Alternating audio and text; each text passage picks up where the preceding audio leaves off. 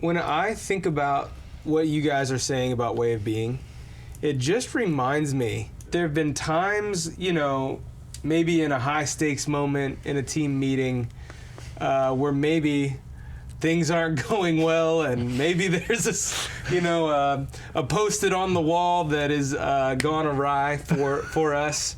And watching the way that you've led us, DZ, I tell people it's like you're just cooler, not like cool as in like wearing the hippest clothes. I love the way you dress. But the skinny jeans. But the skinny jeans are very cool.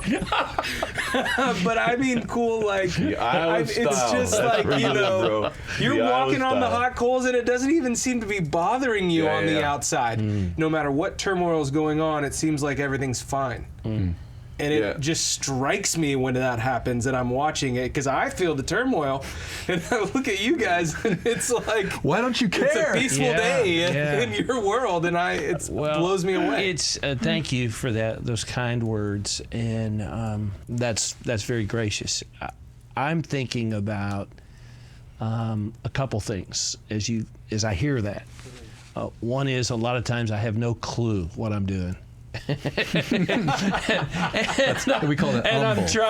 I'm trying to hide that I don't have a clue of where to go with what has just happened in front of me, and yet I think Kirk and I both have enough data points in our lives as Christian leaders that God has rescued us and the circumstance and the situation to convince us we don't have to be in charge. We don't have to control people. Couldn't if I tried. Yeah. That's the other thing. It's a fool's errand. We go, That's right. As a young leader, I'm so trying to manage the room, manage the conversation, right? Manage the dialogue. Because I want it to turn out my way, a certain way. A certain way. Right? Yeah. Okay. I've already thought about it, prayed about it. I get that. So keep going. Yeah. But by the time you move through your 20s and your 30s and your 40s, you're like, shoot, man, I can't do that. And either God's got me or he doesn't. Mm-hmm. Wow. And if he doesn't, I'm hosed. And the world's hosed. I mean, if God doesn't have this, if God isn't who he says he is, then we're all in deep weeds, to use a Gary Mays-ism. Because I've just seen him faithful.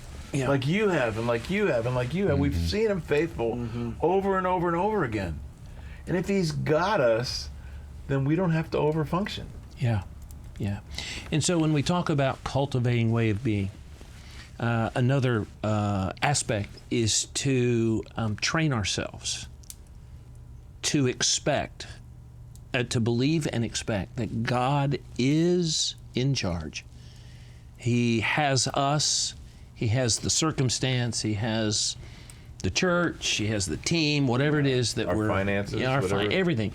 And so we're training ourselves to count on God doing what only God can do. So I'm in a team meeting and team members get wobbly with each other, or tensions arise, which is expected when there's a robust, honest conversation. And rather than try to manipulate people, I can let people as adults be adults and responsible for their own way of being. And so I've come to just trust God more, that he's got us and he's got this and he's got them. And so I can rest inwardly. I don't have to get anxious about how to resolve this. And it's part of it is learning that tension is actually necessary. It's the ingredient for potential breakthrough. Yeah, for discovery. For discovery. Yeah. Right? And so allowing tension's going to be there. If you get honest conversation, there's going to be tension. And so those are... That's not a bad thing. It's not something to be avoided. Right. Is what you're saying. Yeah.